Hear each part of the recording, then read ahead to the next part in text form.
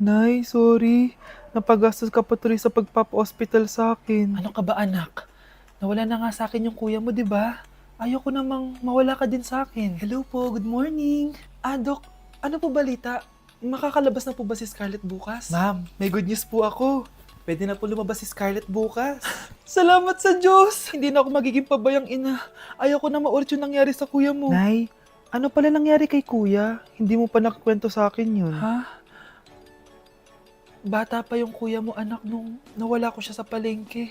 Mare, magkano tong sitaw? 50 na lang sa'yo, Mare. Ang mahal naman, Mare. Pwedeng 20 na lang to. Mga laruan ba yun? Ang ganda nun na. O siya, sige na, kumare naman kita eh. Ayun yung gusto ko sa'yo eh. Tara na, anak. Anak, anong lugar na to? Nasaan yung batang yun? Nasaan na si nanay? Nay! Anak! Ate, may nakita po kayong bata dito? Ay, wala po akong nakita eh. Nasaan na ba yun? Anak! Simula noon, hindi ko na nakita yung kuya mo, Scarlett. Hanggang sa may pumuntang pulis sa bahay natin. Ang sabi nila, patay na daw siya. Grabe naman yung nangyari kay Kuya Nay. Ang lungkot naman po pala nung nangyari sa kuya ni Scarlett. Sige na po, ma'am. Kailangan ko pa pong bisitahin yung mga ibang pasyente. Sige po, Dok. Salamat po. Anak, ang importante, makakauwi ka na bukas. Opo, Nay. Makakapag-thirst trap na ako ulit.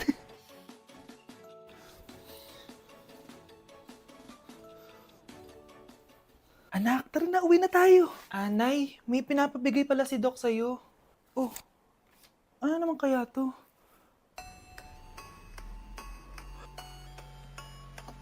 Paano nangyari yun?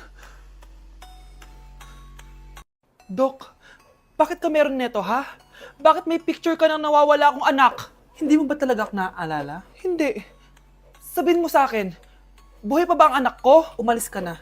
Marami pa akong gagawin. Buhay pa ba ang anak ko? Oo! Buhay na buhay ako! Ako ang anak mo na iniwan mo sa palengke dati! Nagtataka ka? Isa na akong trans ngayon. Alam mo, buti na lang may mabait at mayamang pamilyang kumukup sa akin.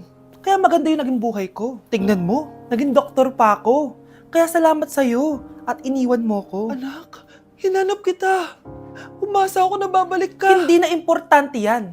Ayaw na kita makita at hindi na kita kailangan. Kaya umalis ka na! Hello po. Kamusta po yung pasyente?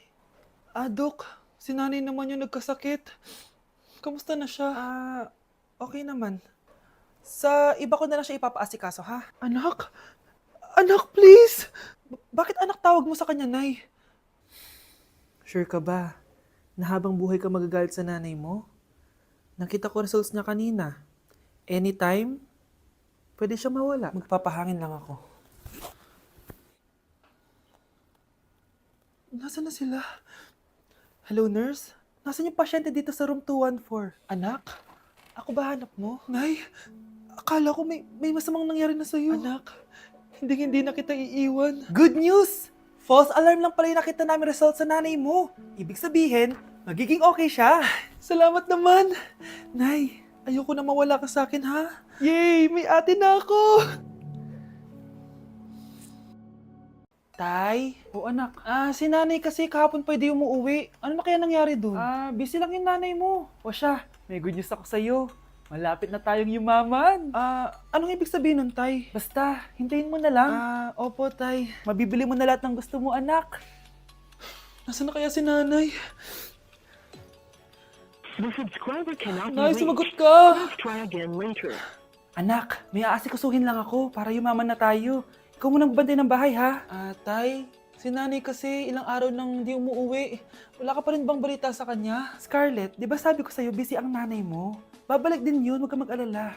Sige na, ha? Kainis, wala na naman signal. Kailangan ko tawagan si nanay. Naku, Mare, tigilan mo na ako, ha? Scarlett? Aling Rosa? Bakit po? Bakit nandito ka? Hindi ba dapat nasa burol ka ng nanay mo? Burol? Nagjo-joke ka ata, tita. Buhay pa yung nanay ko. Kakagaling ko lang dun eh. O eto, hindi ba't nanay mo yung nakaiga dyan sa kabaong? Scarlett, anong ginagawa mo dito sa labas? Tay, explain mo to! Bakit nakaburol si nanay, ha? Kaya siguro hindi siya umuwi ng ilang araw?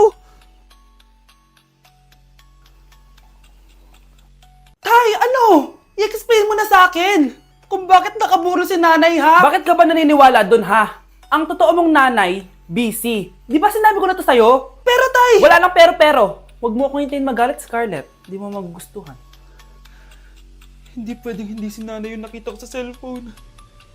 Alam na alam kay tsura ni nanay. Malalaman ko rin sikreto mo, tay. Oh, Scarlett, aalis ako ulit, ha? Huwag kang pasaway.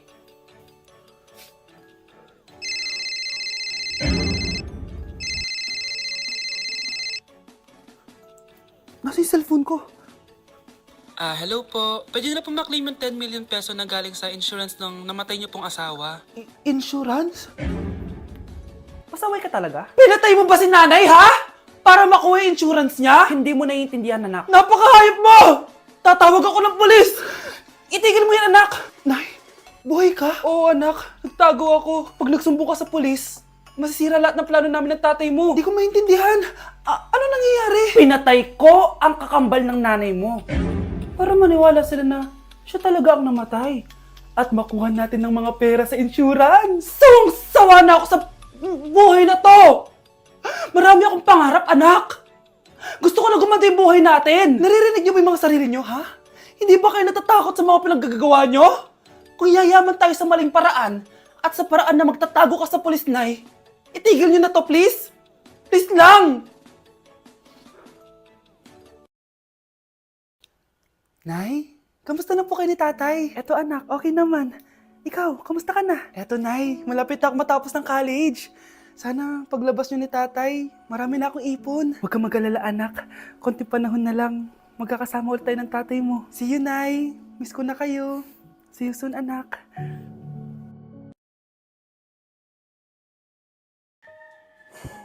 Iniisip mo pa rin ba yung sinabi ng dati mong asawa? Baka totoo nga.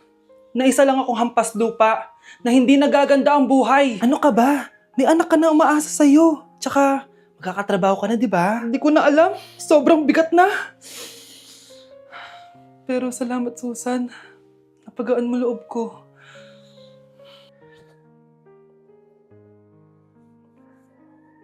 Hello, ma'am. Thank you for calling. How can I help you? Baby, wag ka muna umiyak, please. Sorry, ma'am. Ako muna bahala kay Scarlett, ha? Mag-focus ka lang dyan. Thank you, Susan. Yes, ma'am. I will help you. Scarlett, pagtanda mo, magiging proud sa'yo ang tatay mo.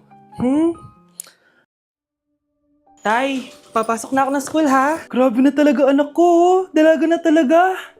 Proud ako sa'yo, anak. Mas proud ako sa'yo, Tay. Kasi kahit sobrang hirap ng buhay natin dati, nakaya mo. O, tignan mo, manager ka na ngayon. Lahat ng ginagawa ko, anak, para sa'yo lahat to. Naku, ang sweet naman na magtatay. Sana, ikaw na lang naging nanay ko, Tita Susan. Ha? Ano ka ba, Scarlett? Oh, sige na, malilate na pala ako. Bye tayo, bye, Tita. Hi, first day of school. Sana maging masaya tong chapter ng buhay ko. Kailangan may picture ako. Hoy, cellphone ko! Akala mo ba makakatakas ka? Balik mo yan. Miss, cellphone mo ba to? Cellphone ko. At doon nagsimula ang kwento naming dalawa. Sa susunod kasi, mag-ingat ka. Salamat ha. Simula nun, palagi na kami sabay kumain. At syempre, nagsishare ng baon. Palagi din kami tumatambay pag walang teacher at pinagchichismisan namin ang mga classmates namin. Sabay din kami umuwi hanggang sa... Uy, Scarlett! Tara, sabay na tayo umuwi. Sige, tara. Kunin ko lang yung mga gamit ko, ha? Oh, kanino galing yan? Eto, binigay nung crush ko. Wow, ganda. Oh, tara na, uwi na tayo ha. Di na pala ako sasabi umuwi. May gagawin pa pala ako. Sige na. Hoy, sabi mo sabay tayo umuwi. Ano nangyari dun?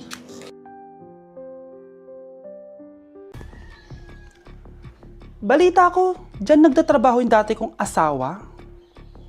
Siguraduhin yung masisisante nyo yan. Dahil ayaw ko ng peste sa kumpanya ng asawa ko. Naintindihan? Susan, alam mo, feel ko talaga mapapromote na ako anytime. Kasi sabi ng manager namin, isa ako sa pinakamagaling sa amin. Ngayon pa lang, congrats na kita. Simula pa lang, alam ko naman na kaya mo. Alam mo, okay din pala na hiniwalay na ako ng asawa ko. At this ngayon, alam ko talaga kung anong habol niya sa akin. Yun ay pera. Madami pang ibang babae dyan, ano ka ba? Tsaka ang importante ngayon, nakafocus ka sa pagpapaganda ng buhay nyo. Oh, luto na to. Kain na tayo. Yes po, ma'am. Okay po. Ma'am, i-hold ko po muna kayo ha. Wait for a while. Sino itong tumatawag? Sir Ramon, may bad news po ako sa'yo. Ayaw ka po ng boss namin. Ano? Kaya tatanggalin ka sa trabaho. Anong tanggal na ako sa trabaho, ha? Utos lang po sa amin. Hindi pwede yun! Sorry sir, humanap ka na lang po ng ibang trabaho. Bakit puro na lang kamalasan dumadating sa buhay ko? Ay. Si Michael ba yun? Michael! Scarlett, bakit pinauna mo ako umuwi kahapon? Eh di ba palagi tayo sabay umuwi? May ginawa ako. Tsaka baka magselos yung nagbigay ng bulaklak sa'yo. Para ka namang ano dyan? Tsaka alam mo, na-realize ko, hindi ko na pala siya crush. Tara na nga, manood na lang tayo ng movie sa bahay, yung horror. Sige na nga. Michael?